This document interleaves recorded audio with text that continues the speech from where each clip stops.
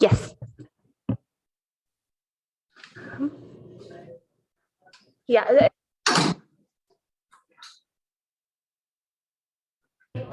Yeah. Okay, I'm going to call the meeting to order. Yep. Let me quickly run the instructions so that people know how they can join in person and remotely. Oh, there's a...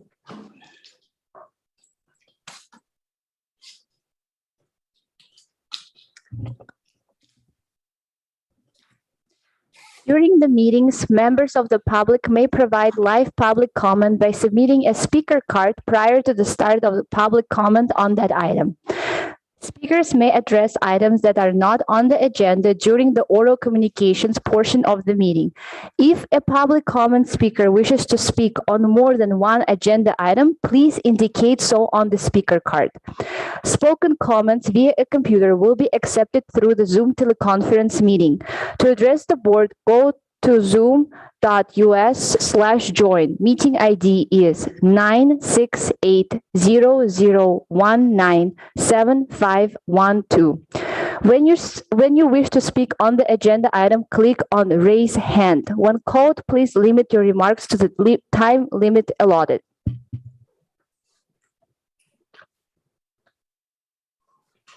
Oh, just a second.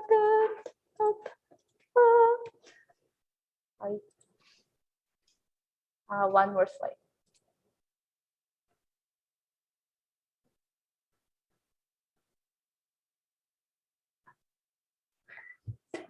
Spoken public comments using a smartphone will also be accepted through the Zoom mobile application. To offer comments using a regular phone, call 669-900-6833 and enter meeting ID 96800197512. When you wish to speak on the agenda item, hit *9 on your phone so we know that you wish to speak, and I'll conduct the roll call now.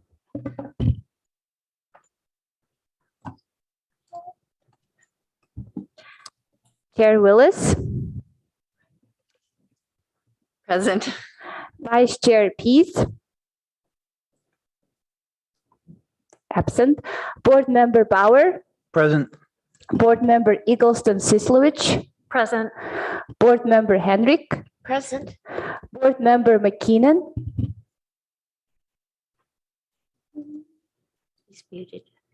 Board Member McKinnon, if you could unmute yourself and say that you're here. I see you on the screen. Present. Thank you. Board Member Weimer.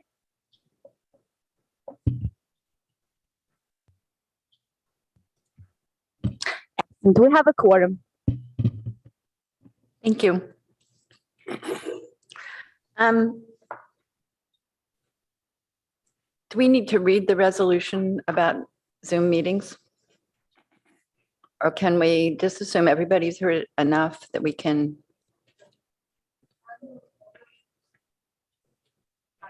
Do I have a motion to approve the adoption of a resolution authorizing the use of teleconferencing for Historic Resources Board during COVID-19 state of emergency? And is there any way we can do this for the next 6 months and not have to do this every meeting? I don't know the answer to that. Sorry. Okay, do I have a motion? So moved. Thank you. And a second? Second. Now conduct Thank the you. vote.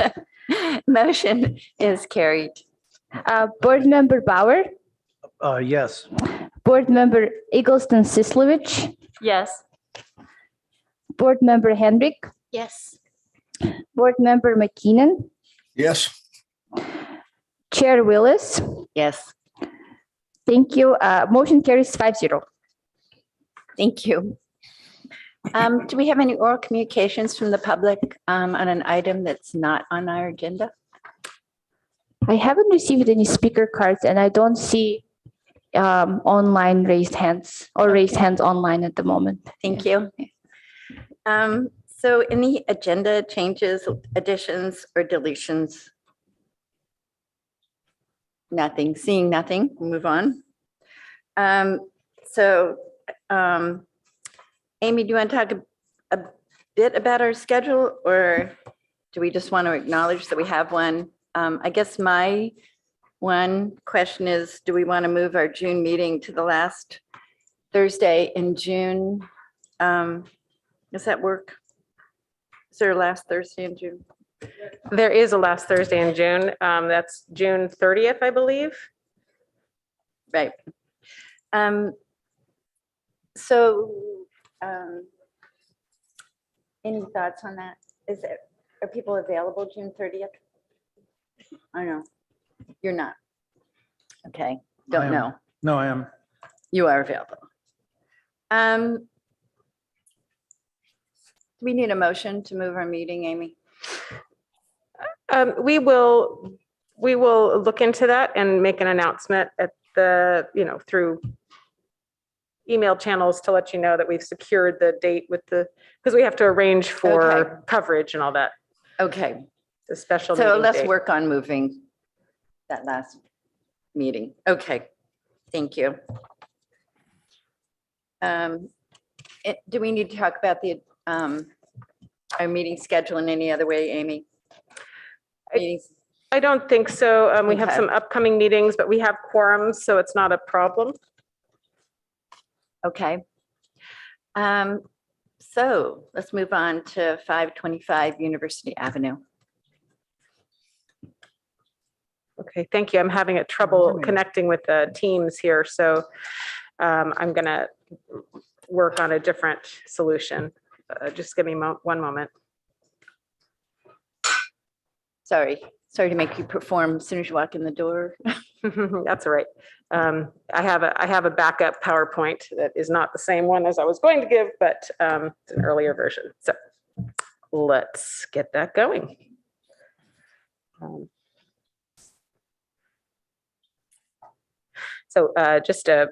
I'm gonna, whoops. Need to share my screen. Excuse me. Oh, yeah. It's saying I have a webinar timeout or browser restriction. So I'm not sure. Some technical difficulties. Yes, It's again. We Okay, got now I'm it. back in. Yay. Awesome. Okay, So now we'll just start the presentation. I don't know what that sign is. Sign in. I'll get it. Presentation you need to share. I'm going to use this one. Okay. Yeah.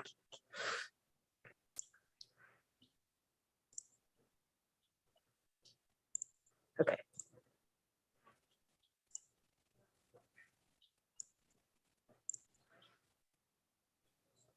Looks perfect. All right. Looks perfect on TV. Yep. Okay, good. Okay. So this was just to show, hi, Chief Planning Official Amy French here. This shows the upcoming meeting dates. It's in your packet. So we got another notification for the May 26th meeting, which is our next project review meeting. We do have a project coming, and that's at 321 Cal Avenue. And so sorry that GoGo and David will miss that one, but that's the way it goes. So starting on today's item, and I think do we have Emily available? So I'll start with a couple of slides. She may end up switching to hers at some point because she had some additional slides. We're here to view changes to 525 University that have been determined Secretary of Interior Standards compliant by the applicant's consultant, as well as the city's consultant that was peer reviewing the applicant's consultant's work. So, but the announcement at the beginning here, of course, is the Palo Alto Office Center, which has been determined eligible for the California Register. This was found to be eligible under criterion 3 due to the architect, Tally Mall, who was well known for his work with the BART concepts and internationally as well, and some other projects. This was developed in 1966 or completed. It did get a citation of merit from a well-known magazine of the time. It is statements here regarding this Criterion 3, architecture. This is an original design of Tally Malls on the image on the screen. So here we have a display of the images of the existing building showing its historic integrity. So the project will be described by the architect who is attending today regarding the curtain wall replacement at the first 3 stories of this reinforced concrete building. So at one time, this was the tallest building in Palo Alto. Well, maybe it still is, right? But it was definitely the tallest building between San Francisco and Los Angeles at the time it was built. So put us on the map. And it also kind of led to one of the buildings that led to height restrictions of 50 feet in Palo Alto. And so other criterion eligibility included Criterion 2 for the firm that developed it, that was located in the building. And that period of significance was their residency there, 1966 to 1976.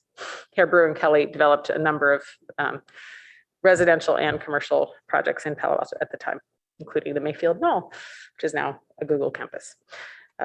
It's not eligible under Criterion 1. Again, though it was one of the reasons that there's a height limit in Palo Alto, it's not the only reason. But it's part of a trend at that time of development of corporate office parks and other major buildings. The character defining features were listed in the report attached to the city's staff report to the HRB, and it describes the character defining features. The landscape features are also part of the character defining features, and the changes that are proposed do adjust or modify the landscape features as well. Exterior landscape courts. So the Hrb Purview is to confirm the project will not be detrimental to an eligible historic resource. And it's before you because it's an architecture review application, discretionary application, and the Hrb has a purview to support the work of architectural review and provide comments, and specifically on architectural review finding 2B. So in addition to this architectural finding 2B regarding historic character, there is the CEQA task, which is California Environmental Quality Act, to ensure that what is being done to a eligible building during a discretionary review is not Secretary of Interior standards non-compliant. It's a mouthful. So we're looking at exterior modifications, not interior modifications, and that's the task today. We do have the consultant for the applicant here. We have the applicant who's the architect and staff, Emily Foley.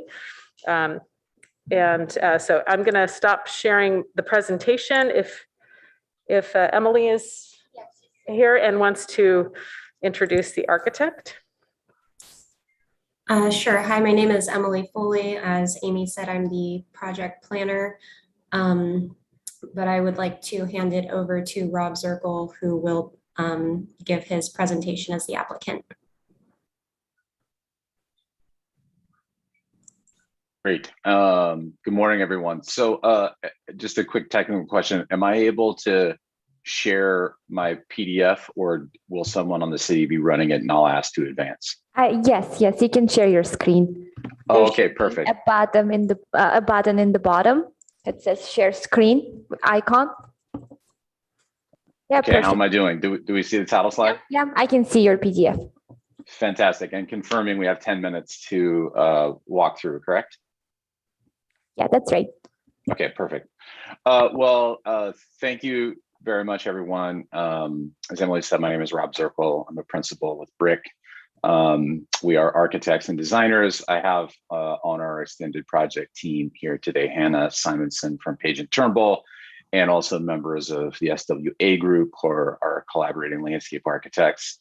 I think the goal here is for me to run through a presentation just to sort of give you an understanding of what some of the things that we had to consider in the project, just for your benefit. an analysis, and then the project team is available if you have any specific detailed questions as we move through it as well. So just want to take a second to say that I've been presenting projects in Palo Alto and building projects for many years, but this is my first trip to the HRB. So I'm very happy to be here with all of you this morning. I wish it was in person. I know that what all of you do is a labor of love, and you're contributing to the discourse in a public process, which I think benefits architecture and urban design. So thanks for your time and hearing what we're doing today. So real quick, this is an aerial of the project site and a few photos. I want to give you some context of why we're doing this project. It's important to understand this. The project is comprised of not only 525 University, which is an eligible resource, but also 530 Lytton, which is not. It's a fuse of these two projects in the public space in between them. It's remarkable in the sense that it takes an entire city block. So it gives a very interesting scope of work as architects and urban designers to think about how to improve the sense of place here. The original question from the client to our team was, we have an environmental problem of wind that makes the plaza itself, which you can see in the upper right, not a place where people want to inhabit. And what's interesting about it is that the wind washes down the face of this tall building. It's the only tall building anywhere near it. And so particularly in the warmer months when the wind is blowing, it really funnels the wind down into the plaza and is a contributory element to making it a little challenging to be there. So that was an interesting scope of work to try to think about. Where is my button to advance? There we go. Ironically, if the entire development would have been built as conceived on the left and the taller building built, which is somewhat mimicking what was happening in University, that building would have done a great job to keep wind out of the center plaza, would have created an interesting problem on Lytton. However, what was built, however, was different, which is why we have that wind problem that we needed to solve. And here are just some views of some of the older drawings. What was interesting in Tali's practice, particularly with his fine work with Bart, the archives at UC Berkeley had a treasure trove of information, period pieces, both from PA, his manuscripts, his drawings. It was really, even in the time of COVID, which made it hard to access some of these things, the team really enjoyed being able to see some of the original material and just get a sense of the vibe. We were always asking, what would Tali do when we were kind of coming up with ideas here. These are some photos of the building that, create what are some of the noticeable features. You'll know that 3-story base treatment, that's an important element for us. The patterns of the window mullions, the bush hammered concrete. These are some of the features that make us think about architectural interventions that are important.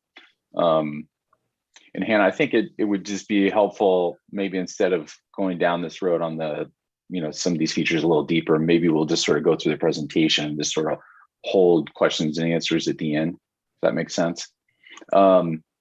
This is an aerial view of the project proposal. It has all the elements, but I think I want to begin with the wind. You'll notice, and just out of curiosity, let's see, can I draw here? Can everyone see this? Yeah. Okay. Great. So you'll notice those models with the blue foam from before. So we met with our wind consultant in their wind tunnel in Denver and actually did a pretty big analysis on how the wind worked and what it contributed to. This trellis comes from the idea that we needed a way to baffle, like a shock absorber, the wind traveling down the face of the building. And so it created an interesting scope for design where we would focus our energies to solve a performative problem, but also create an aesthetic out of it. So focusing in on that moment for a second, this is what it looks like now when you walk out of the backside of the building and you're underneath that trellis. That trellis is there, it does a nice job to put some sun on the ground, which will allow that portion of the building to be inhabited. But also, like I said, it's 50% transparent as a wind baffle. And so what it does is it just decelerates and neutralizes the wind that travels down the face of the building, making not only just the space up against the building, but then the entire plaza as a result a little more habitable and functional. There was a great desire in solving this to think about the base of the building, to think about how it hits the ground. Currently, you walk into the lobby on either side under the wings. It's a very strong feature in the design, but there is tenant lease space, which if you know this building usually has drawn shades at the sidewalk, and building operations and offices that face the courtyard. And so what we were thinking strongly about was how do we create a more friendly, more transparent, more welcoming way that the building hits the ground to benefit both its place on University Ave, but also the courtyard. And what we opted to do, I think, is really important, which is to say we vacated all of the tenant space on the ground floor. So this is now the publicly accessible lobby of this multi-tenant office building. And what it does is that it creates strong views from within the space where we will have informal meeting areas, front desk, new front door off of University, and then a small cafe space that has a direct connection to the plaza, which we think is really nice. This is a view of what we're proposing on University Avenue here. So this is a new front door. We still have egress points on the side under the wings, which is the same as it has always been.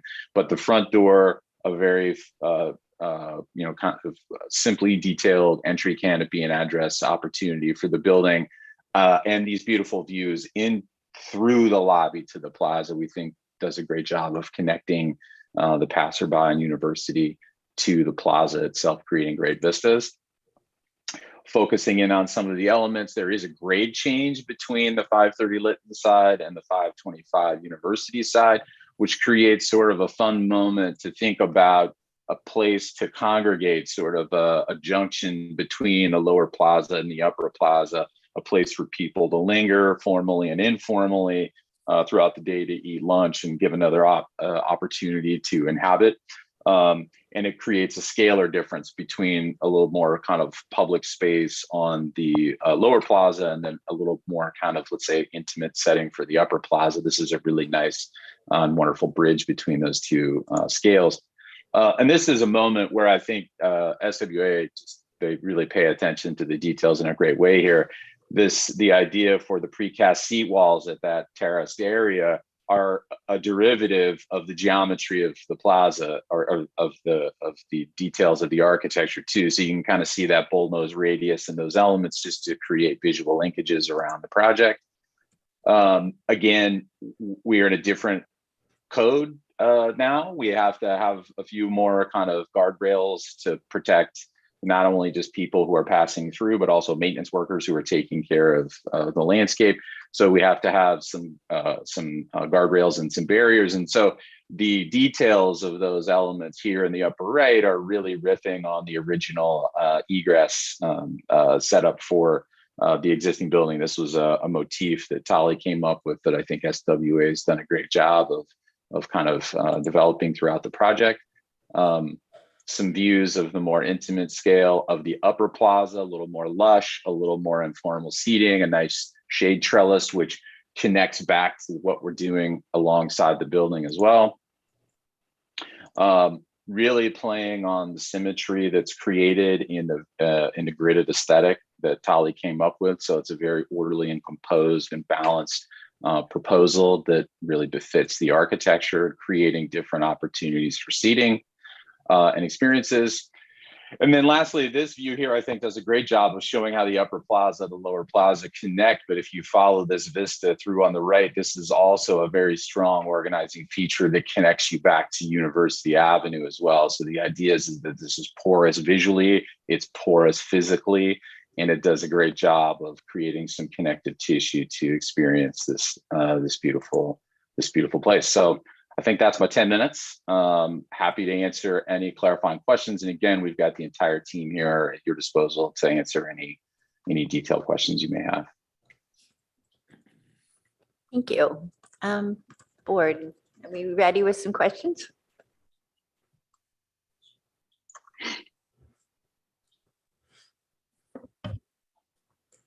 Hi, thank you for your presentation. It was very thorough, and I'm really appreciating all of the visual images and illustrations that you guys are providing.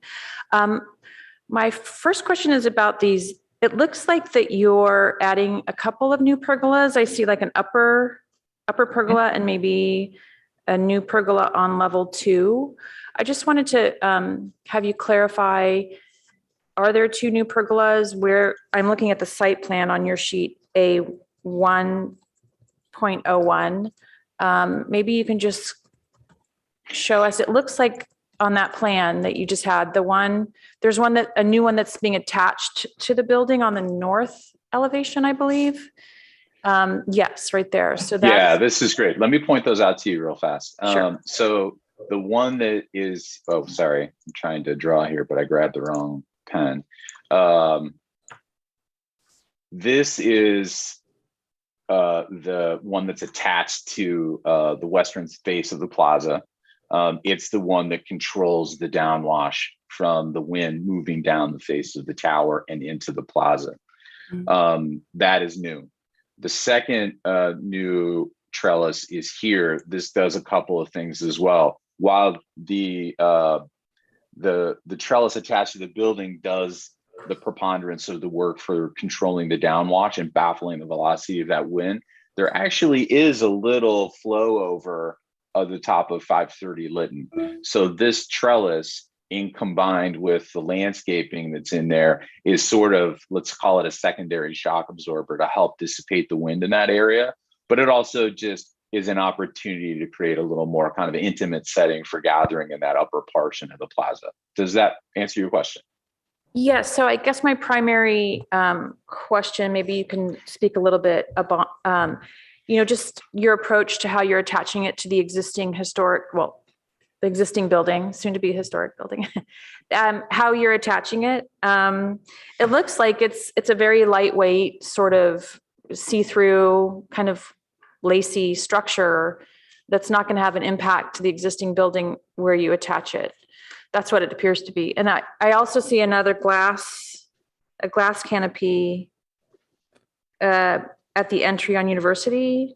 I'm just concerned. I'm just asking about how, these are alterations to the exterior because you're attaching a new element to an existing building. I just wanted you to speak a little bit specifically on those features. So you're happy to do that. The intent of this building, and for any additions, is that these are things that can be removed, right? That's an important feature, that any additions that we make to a building that's a qualifying asset like this one is, that we can remove them. So all of the attachments, just so we're all clear on that, are designed to do just that.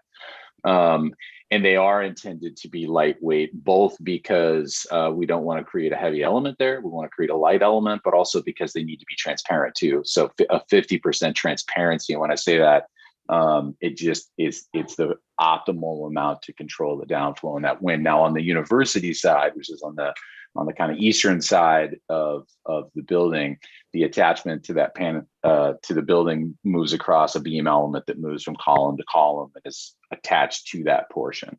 Again, reversible as needed, and it doesn't have the same effect of dissipating the wind. But what it does do, though, is create, and I'll just go ahead and pull that image up here. Hang on just one second. Clear.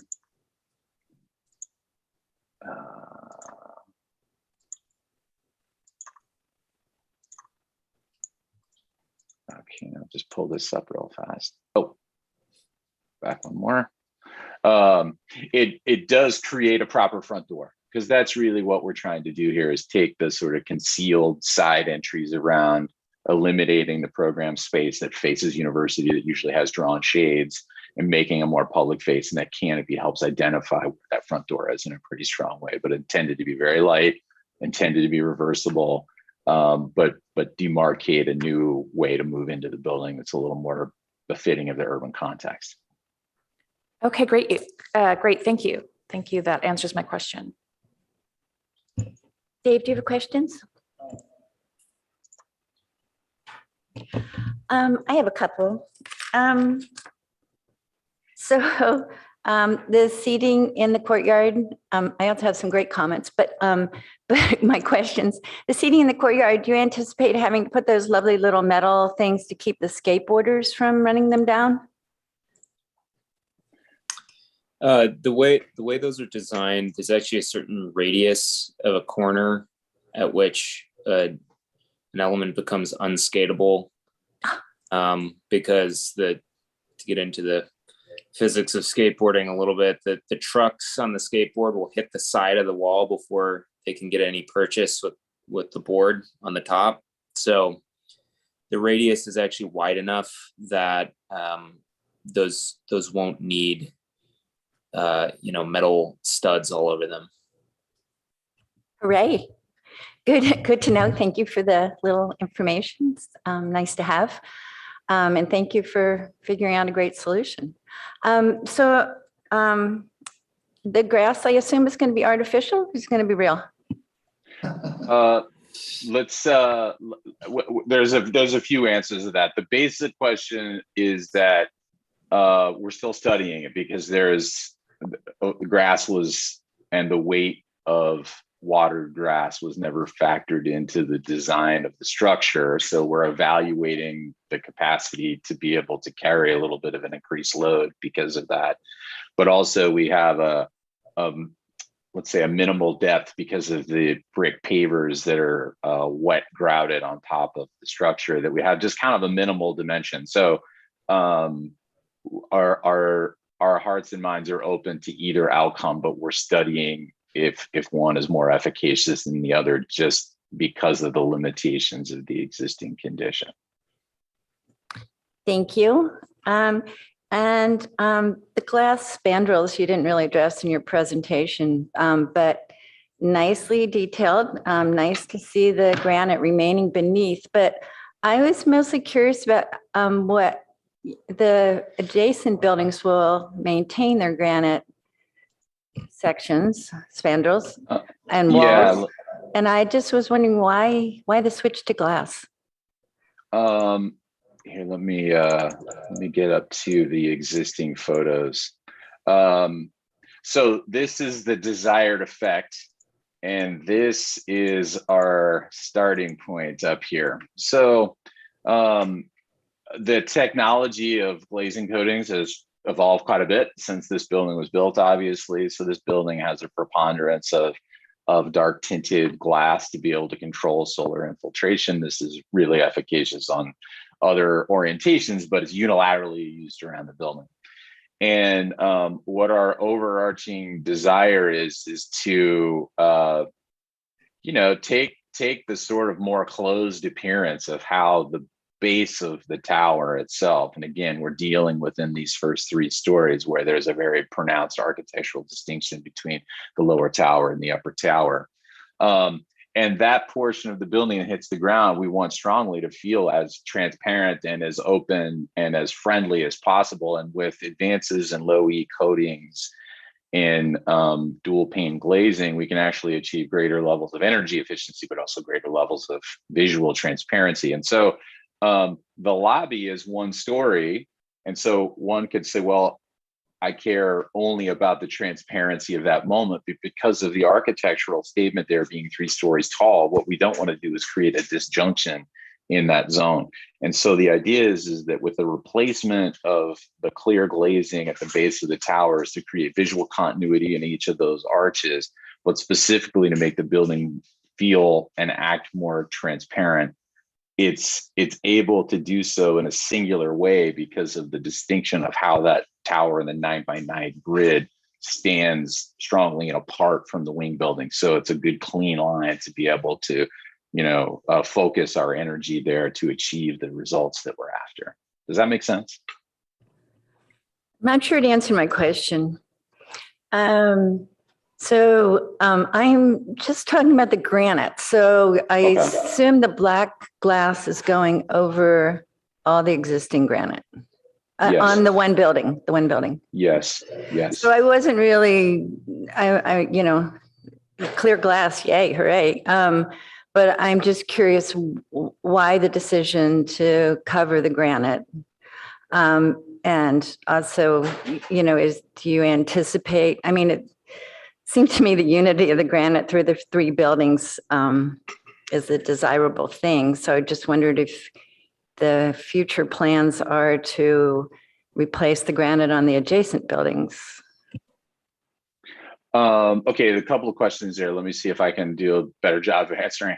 The dimension of our glazing pocket and our mullion structure is deeper because of the glazing technology. So we have a limited dimension to operate within, and currently the way that wall works now, those mullions sit on the sill and then move to the underside of the head, right?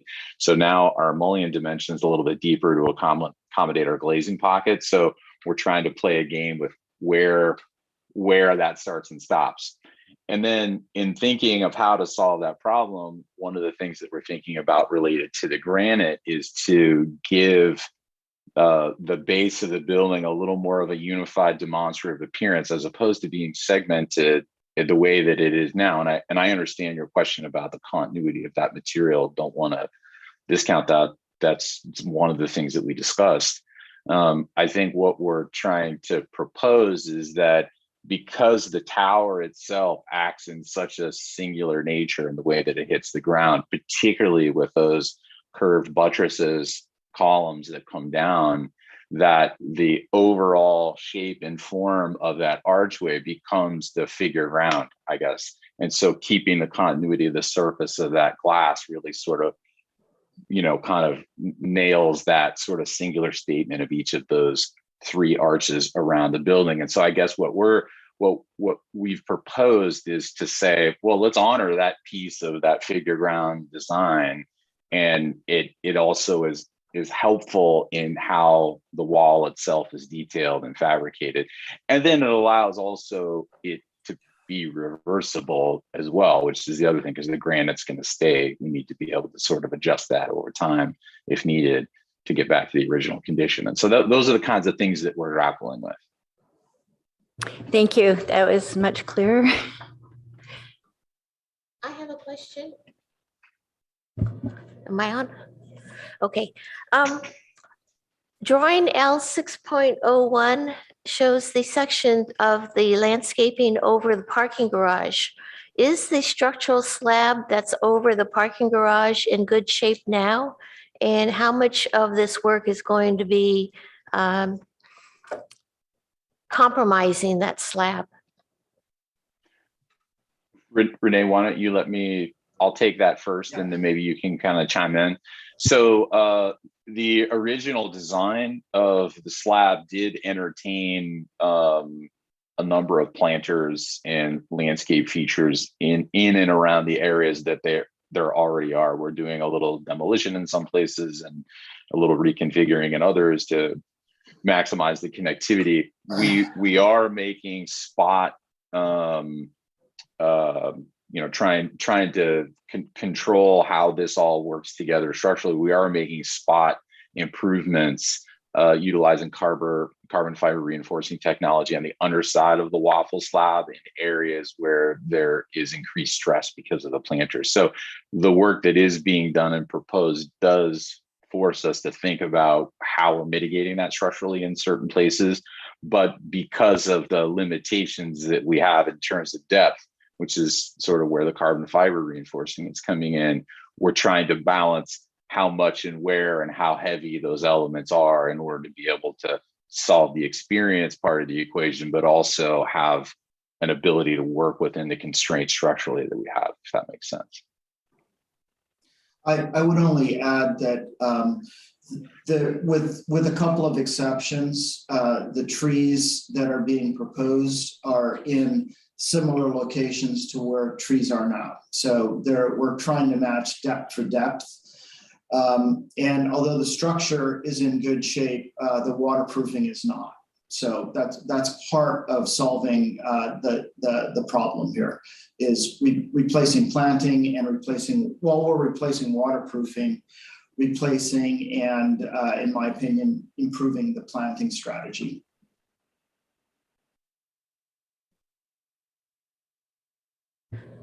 Was all the brickwork part of the original design? Yes. I could speak to that if you want, Rob. Yeah. Hi, I'm Hannah Simonson. I'm an architectural historian with Page and Turnbull. We're working as a preservation consultant with the team. The brick paving is original to the construction. I think Rob kind of pointed out earlier in the presentation that there was a larger design concept that would have involved the entire block and some additional buildings and kind of a more refined landscape design throughout the block that was never fully realized. But the brick paving itself is original. It's original to the construction. Was it original to the design?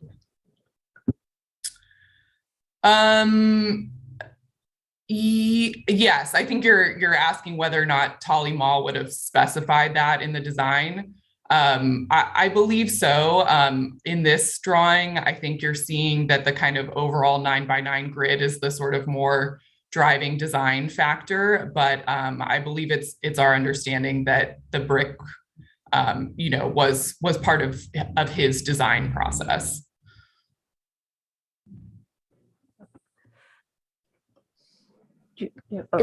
Is all the brick being removed from this new design? I'll jump in first, Renee, and then you can chime in. Yeah, the brick must be removed because the waterproofing is in terrible shape. So we really don't have a choice from that perspective except to do that. That's good, because I don't like the brick and I think your design is much, much better. It's hard to imagine that Tolly Mall would have put the brick in as it was constructed. And one point that I would just add, I think Rob kind of alluded to this, is that the paving strategy, the new paving strategy does align with the existing 9x9 grid. So there won't be like a disjunction there. So we felt that that was a pretty compatible approach given the site constraints. I think you did a really nice job. Thank you. Yeah, I think you mostly answered my question, but I was going to ask about like the rationale for, which areas of the brick you chose to retain around the sidewalks and then which you removed. So it sounds like we've pretty much heard about that, but if you have any other, thoughts on that regard, I'm interested. You want me to Renee, answer you want to? Yeah. So the brick that's in the public right-of-way is actually in pretty good shape and consistent with some of the other remaining walkways. And so we decided to leave that in place. The areas where waterproofing needs to be replaced is really the center courtyard. So all of that brick needs to be removed regardless of what it's replaced with. In the world of, I agree with that sentiment of that former comment that I'm not certain that the architect would have chose brick themselves. I don't know, if a landscape architect or someone else advised them, but the drawings clearly show the articulated 9x9 grid, which comes off the facade of the building and bringing it down to the ground plane. So we think that the concrete is a much better strategy. We also think that it holds the two projects, 530 and 525, together more tightly in the center space as one space. There are other issues with ADA ramps and that sort of thing that, just a cast in place concrete is much better for ramps and accessibility. And so that's why we chose concrete. It's simply a better product to work with. Just one quick thing to point out related to the public realm. I'm just going to draw a little rectangle right there. So you'll see that zone where the pink rectangle is being proposed as concrete as well. So the rationale behind that is really both it's reasonable to do so. It's tricky, this garage, because this garage goes out underneath the public right of way. So it's somewhat unique in that sense. I mean, normally you don't have a situation where you've got the public right of way over the top of the structure, but we do in this case. And so what's interesting from the waterproofing standpoint is that if we were to keep the existing brick in place, we have a moment here in the continuity of the materiality. If we were to say, let's think about concrete around the base of the tower like this, that we've got a little bit of a funky interruption where the waterproofing is meeting kind of new paving. And then the other aspect of that too, I think, is also just derivative of how the building hits the ground, how it funnels velocity visually and pedestrian access wise into the lobby, past the lobby into the courtyard. And so it felt in that sense, thinking broadly about that moment in the project, being able to reach out towards university. That's the one spot where we're saying that, and we're working with Public Works on this now, it's like this is a spot that would be better served all the way around to keep concrete continuous out to the curb, whereas brick remains everywhere else in the public right of way. One slight add to that, Rob. We are keeping the last strip of brick between curb and new concrete on University so that it matches the sidewalk across the street, which also used to be brick, was replaced with concrete. And exactly. And they left one strip of brick between curb and concrete sidewalk on the other side of the street as well. Yeah, that's great. Thanks, Ben. Okay, thank you. Yeah, thanks for the clarification. I think we all needed that one. I have one last question. Did you guys do noise studies on those trellises? Noise. Wind noise? When the wind is baffled, what kind of noise would that create? Is that what you're asking? I am. So Krista, help me out here. I want to say that when we were working with RDH, who was our wind consultant, there was a portion of that report that was dedicated towards the acoustics of wind. And so part of the balancing the optimal transparency of that design ultimately, which you remember from that image, is sort of riffing on the gate design as part of the original architecture, was predicated on how it decelerates the wind and how it might sound. So that was in balance where their guidance came from in terms of the transparency. So soft yes on analyzing the acoustics. Thank you. We have comments from the board? Further questions? Okay, no comments? Oh my God, I do. Thank you, thank you, thank you. I keep getting drawn into this plaza and then pushed out, blown out.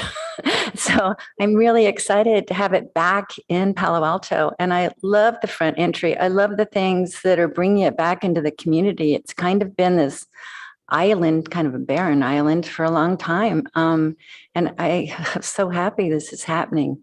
I particularly love the front door.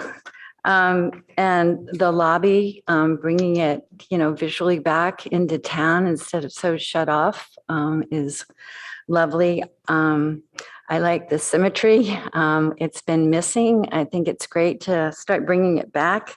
When I looked at the building, I am very taken with the granite details. I think they're definitely part of his, the architect's statement. I'm sorry to see them covered over, but I'm very pleased that it is a reversible detail. So great job. Anybody else? Thank you so Nothing? much. Yeah, you're welcome. Thank you. Do I have a motion that's sort of briefly? Don't we bring it back to discussion for us? Sure. Okay. So one thing I wanted to ask, which is was part of our task today, was to make a recommendation to the Director of Planning, particularly with respect to architectural review finding 2B. And that's on our packet sheet 13 at the bottom, the very last paragraph. So I looked through the packet and I didn't see an architectural review finding 2B. Is that something that, if we're supposed to respond to that specifically, I couldn't find that. Sure. This is Amy French. I believe it was in the body of the staff report. Let me check. Okay.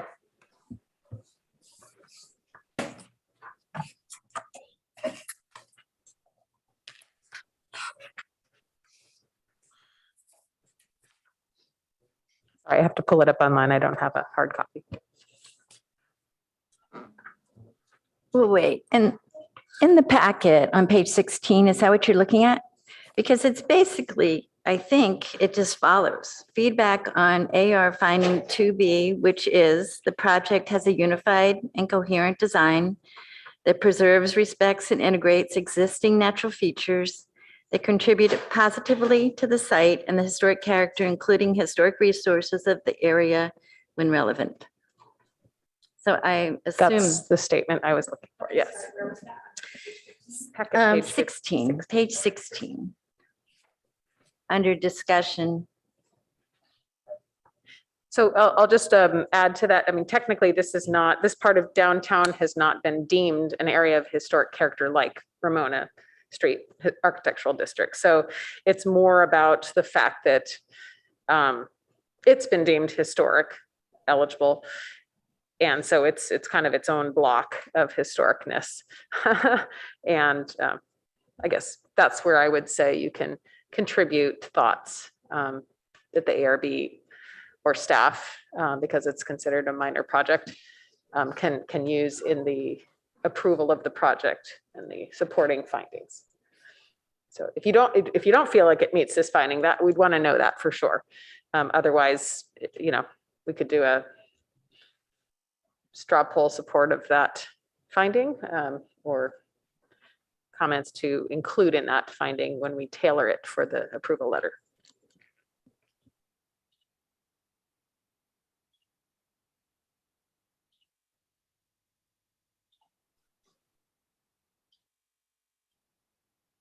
And most importantly, the Secretary of Interior standards finding, which, we've peer reviewed the applicant's consultant.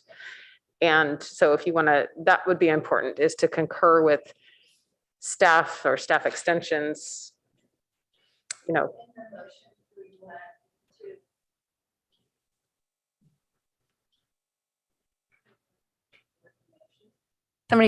somebody want to put forth a motion? We can refine it. Well, I have sort of kind of worked on crafting a motion, but I think prior to that, we should discuss the potential historic listings that these are eligible for. And I think it says that they're deemed eligible, but they haven't been placed on the local or California National Register. So I think let's discuss that for a minute, because I believe that this building is perfect to nominate on a California historic level, as well as to include in our local city of Palo Alto historic inventory. We've been trying to include a lot of the mid-century modern context in the last couple of years. We did guidelines for Eichler neighborhoods. This would be a perfect commercial building to include in our historic inventory. And I think it should be a category 1 or a category 2, because it's an excellent example of late modern design, and from a noted architect, it's noted as an excellent local example by a master architect, Tally Mall. So I think there's no better prompt for including this on our historic inventory. So Can I just put a pause in this conversation because this is not, advertised as such. We haven't had a conversation with the applicant. There are also some implications for, a listing, and certainly, the council has given us direction to proceed, and the focus on that is more of the residential projects because there are ministerial projects that would not involve CEQA review, whereas, this is a project and many other commercial projects where CEQA does kick in, and therefore they're more protected from, demolition and destruction. So I would say it's a very good conversation to have, but I don't want to have a full board conversation today about it because we haven't, prepped all the analysis or discussed it with the property owner. The property owner is welcome to go directly to the state and register their own building. It doesn't have to be on our local inventory to get prominence at the state level. So that they can do that anytime. And we can have more discussions about our inventory update process when we advertise that. Okay, I'm going to challenge Amy on this one a little. I think that we should have some system in place where a building is determined to be California eligible register. And when we review it, part of the process should be adding it to our inventory because that is one of our charges is to maintain that inventory. And I think it's pretty obvious this building belongs there. There are some impacts. I would love to hear from the owner how they feel about that. But I think we need to start integrating that into our process. But we won't today. But we would love to hear that they want to be on our inventory. And I think the respect shown to the building sort of speaks to that they probably do. So thanks. So Margaret, can you put us a motion in place? Sure. This is my draft of a motion. My motion would be to approve the project at 525 University as presented with, I was going to originally say the condition, but I will now say with the strong recommendation that it is added to the City of Palo Alto Historic Inventory as well as nominated for listing on the California Register of Historic Places as it is deemed eligible. So maybe I do want to, in the motion, suggest the historic listings, even though we've said that today's not the day to move that forward, but we can suggest it in our motion. Okay, Amy. Sorry, I just, Medina realized as we were getting into our conversation, we had never opened up the public testimony for this. This is a public hearing. So please, before we proceed with motions, that's an important step. Yeah, my fault. I just realized that we have never gave the opportunity for public to speak, and I see one raised hand at the moment. So Chair Willis, is it a good time right now to reopen? Please, and thank you so much. Yeah, my apologies again. So I see one raised hand from Barbara Wilson.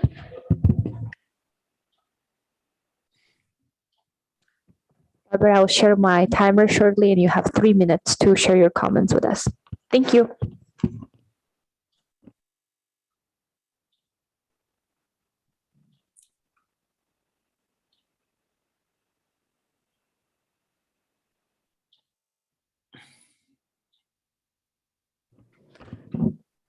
Barbara, Ms. Wilson, I see that your microphone is unmuted, and you should be able to share your comments. And maybe if you're experiencing technical difficulties on your laptop, let me quickly share the screen with the phone number, so maybe you can call in instead.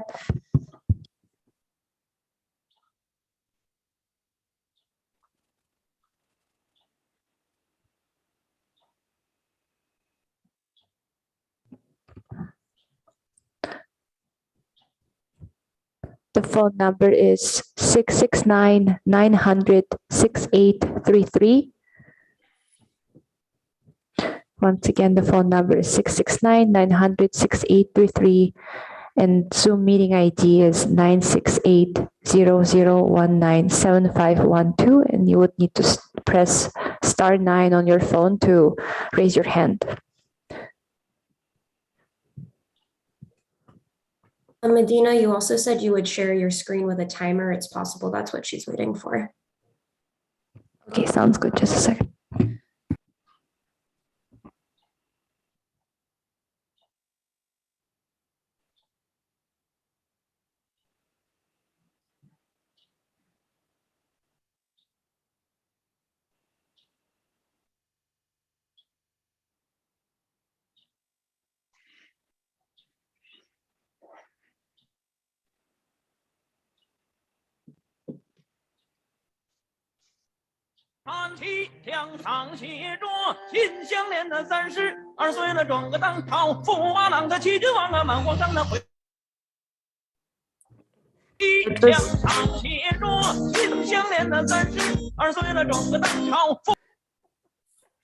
That was music from Barbara Wilson. I muted her right now.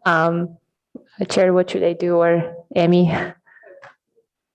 Well, I appreciate the comment in the form of music. If there's nothing else from Barbara Wilson, we can proceed. We don't have any other raised hands or speaker cards. Thank you. Okay, before we second Margaret's, I was thinking I would like to have a motion that basically supports what staff has asked us to determine, that the design is not detrimental to the resource, that it does meet the Secretary of the Interior standards, and that it preserves, respects, and integrates it with the existing building. And I think that if we wanted a second motion to add it to our inventory, I think that would be great, but let's separate it out. Is that agreeable? Sure. Yeah. Okay, so do I have a second? I'll second.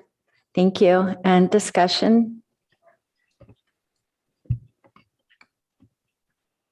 You what?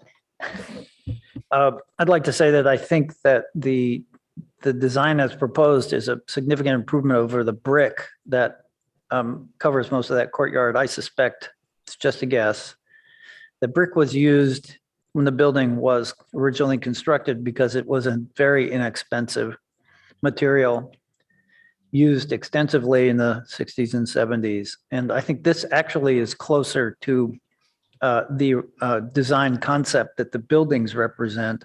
So I think that this project easily meets the requested terminology in B2. And so I strongly support it and congratulate the design team in creating what I think is actually a better demonstration of the building's very strong architectural features. Thank you, David. Can we have a roll call? Yes. Board Member Bauer. I support this. Board Member Eagleston-Sislowich. Yes, I support it too. Board Member Henrik. Yes. Board Member McKinnon. Yes. Board Member Weimer. Yes. Vice Chair Pease. Yes. Chair Willis. Yes. Motion carries 7-0. Thank you.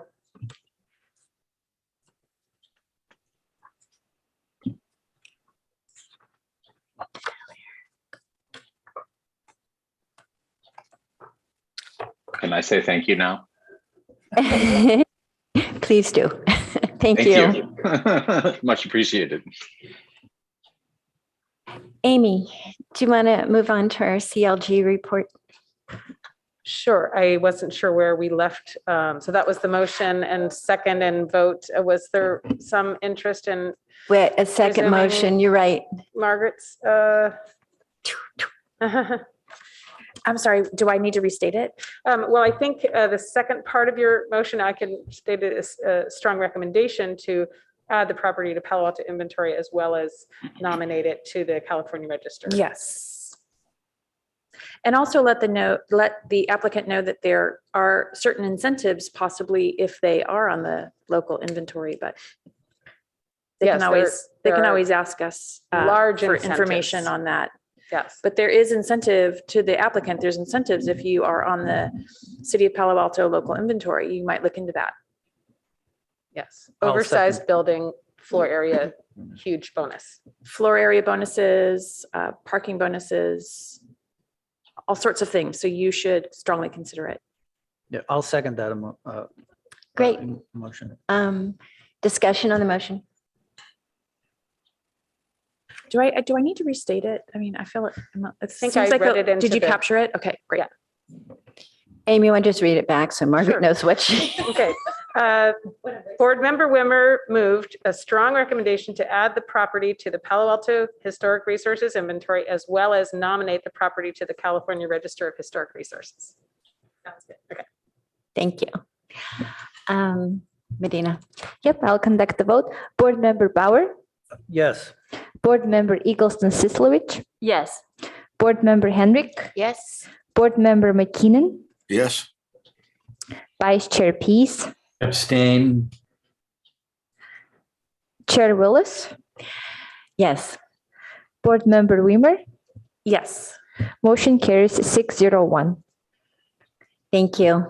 And thank you for reminding me. I'll just add one more comment to that, and that is, for the listening public and others, that we do have a program that has been, basically the work plan has been presented and discussed regarding this goal to nominate and bring forward the California Register and National Register properties. This is a California Register property, recently found to be so.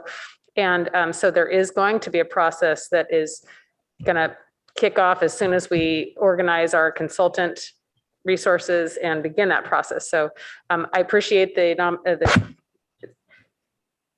recommendation today, but this will then get folded into that process at the time that proceeds, because we do need support for that. We do need to have conversations with owners about such listings or such nominations. So. Thank you. Thank you, Amy. And I want to reiterate that, all of us are available to answer questions if the owner, I don't know that the owner is present, but if the owner does have questions about adding it to our historic inventory, we would love to clarify for them. So moving on, CLG. And thank you all for being here with us and nice presentation. Thanks so much.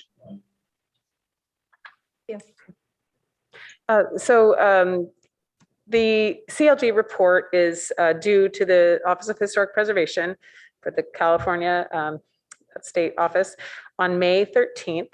The period of reporting covers from October 2020 through September 2021. So we're always, looking backwards. So the report is in your packet. I didn't make slides about it, but if I know also I had heard from one member of training that, because it was very timely several months ago, I had forgotten to go back and look in my older emails to find other trainings that that board members had done. So again, last call, if you have trainings that you would like to forward to me that occurred during this period, October 2020 to September 2021 of last year, please do send that and I can put that into the report that I will send off to the state. Amy, if I remember correctly, is there a time requirement for training? I spent a lot of time on Zoom training with the California Preservation Foundation. I just listed the one that I could remember, but I can go back and dig them up if necessary. It's always a chore to go back and remember what our lives were like so far back, but and during COVID. What life? It's can be painful too, to remember. Yeah. But if- yeah, I think there's no minimum requirement from the CLG. It's just that it's kind of a commitment to keep up on your, training and, Sure. and interest. I mean, if we could write down all the magazine articles we've read, but that's not the form that they're looking for. Okay, yeah. just want to be clear that one, I just listed the one I could remember, but I could go back and get more if that would be appropriate or important. I don't think it's that important.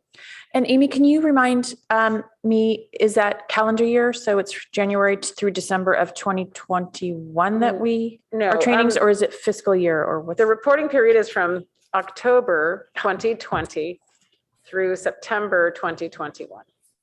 So it conveniently includes the CPF conference of, is it June 2021? So if you had gone to any of those, that's, look back in your calendar, I guess. And they still do publish online the courses or the seminars that CPF has, and I'm sure that's true with other organizations. So you can do research on your own activity.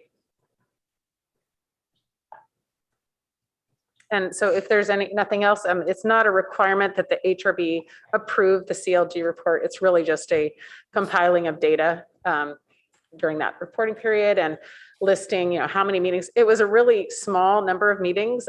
Again, in the height of COVID, I think before we had vaccines. And so, the city was shut down in a lot of ways for in-person meetings for sure. And, struggling to put systems in place to deal with our new normal. So we only had 4 meetings during the period. That's enough to be a CLG, is 4 meetings during the period.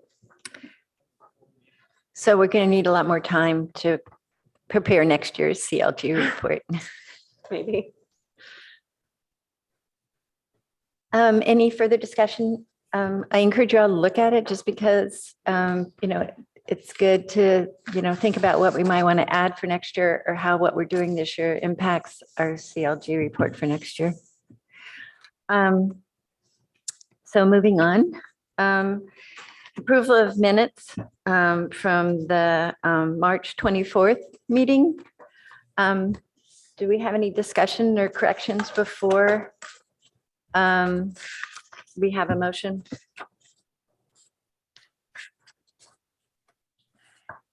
Or do we have a motion?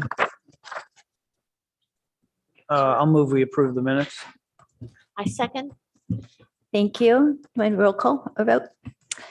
Board Member Bauer, Approved. Board Member Eggleston Sislowich, Yes. Board Member Eggleston Sislowich said yes. Board Member Hendrick, Yes. Board Member McKeenan, Yes. Vice Chair Pease, Yes. Chair Willis, Yes. Board Member Weimer, Yes. motion carries 7-0. Thank you. Subcommittee items. I'm assuming there's nothing critical today. But I would like to say that our first meeting in May will be dedicated to our subcommittees. So how we want to move forward, what we want to put out. If we could sort of circle our wagons with our groups before the May meeting. There will not be a staff report. We'll be doing the reporting, but I think that we do need to start figuring out how we're going to approach the public and specifically we want, so when we do get a go ahead to work with the consultants, we're ready to go. Because I think we do have information that they're not going to have. And we know our community better than they do. So maybe think about it also in terms of how you would direct a consultant to process this inventory updating. Anything else on subcommittees? No. So questions, comments, announcements? I had one. Dave, you want to talk about the past tours that are coming up?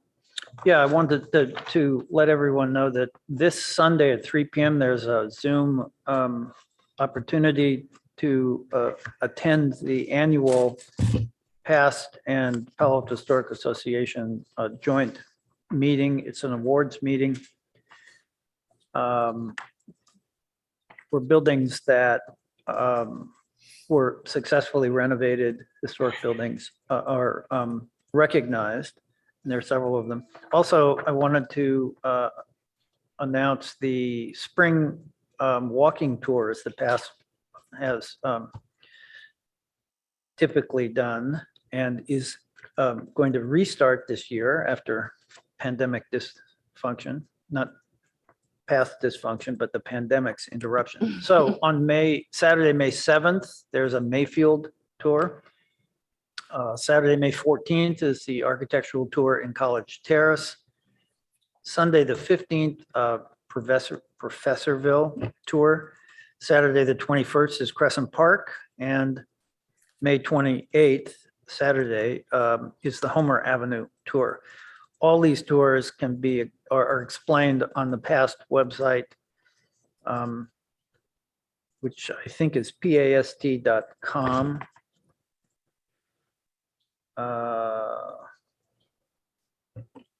And are they all 10 o'clock on Saturdays, except maybe Professorville, I think might be?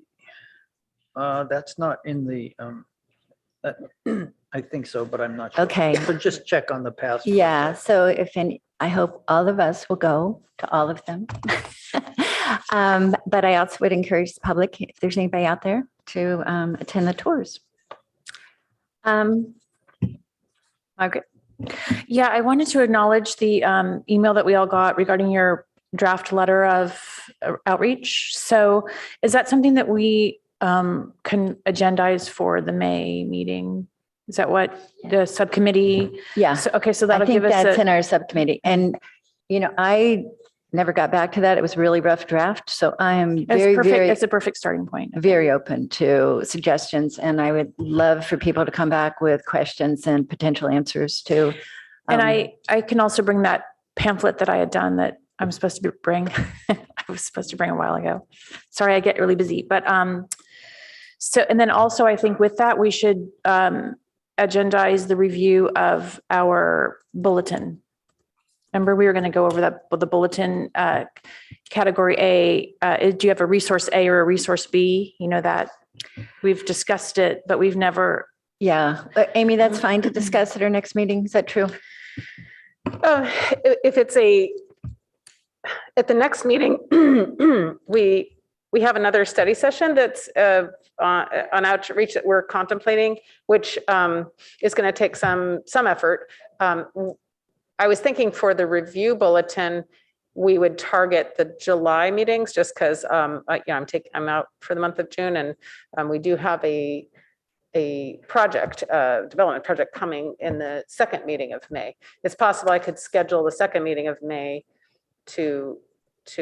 with a staff report that would present the bulletin and call out areas. It's some work for me to do on that for a presentation on it. So Okay. maybe prior to that, I think that if our next meeting, that the board, if they have suggestions about presentation or clarity or things that might be, just make it more friendly, I think that would be really appropriate. I found it a little.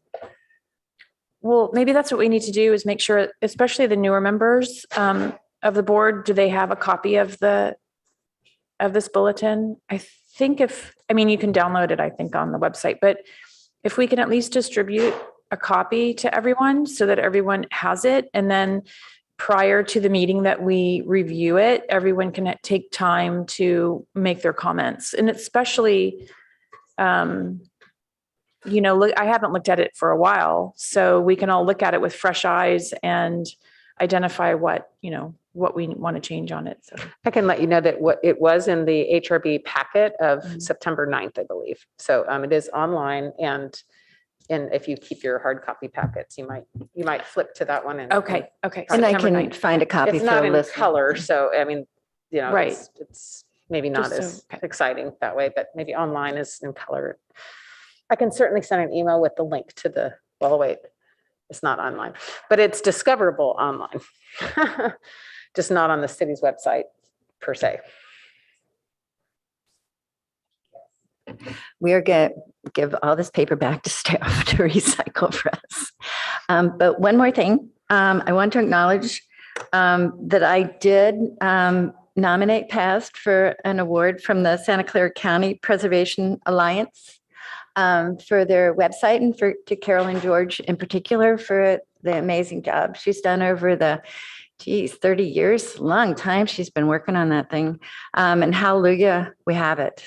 I haven't heard back from them. I'm not really sure what the process is. I don't know if they will notify past or if I should notify past. I did talk to Lee about it.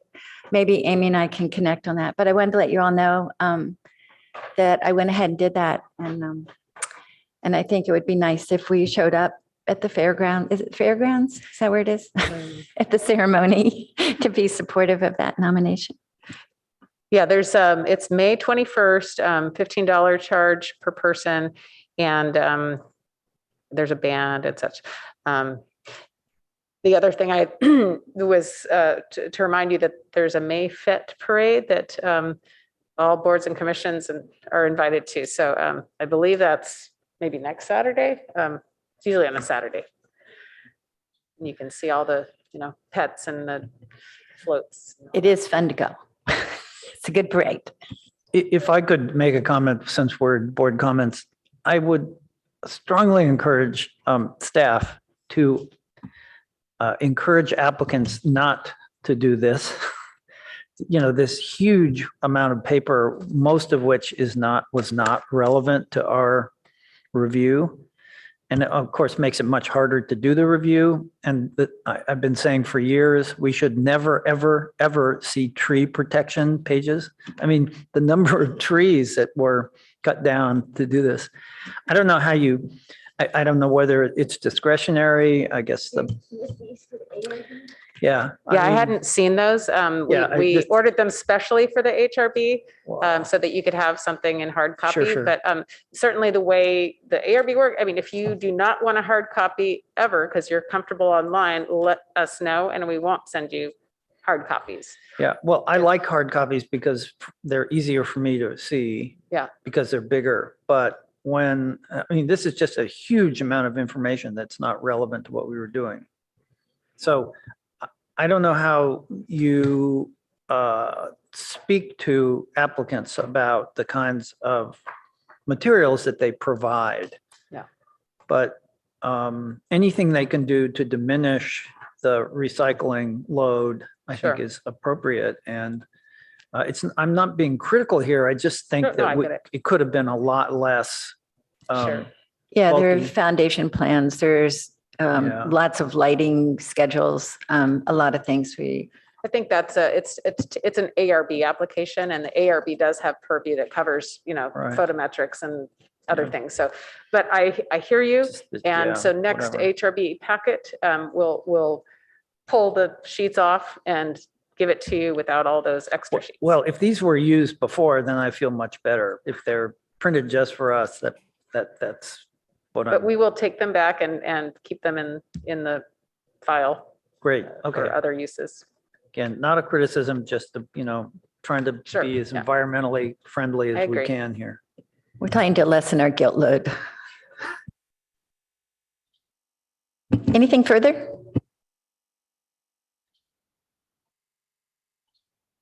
Okay, wait, let's, do I have a motion to adjourn? Then we'll talk about the parade. So moved. Thank you. And a second? Second. Thank you. All in favor? Aye. Aye. Thanks. Motion carries and the meeting is adjourned.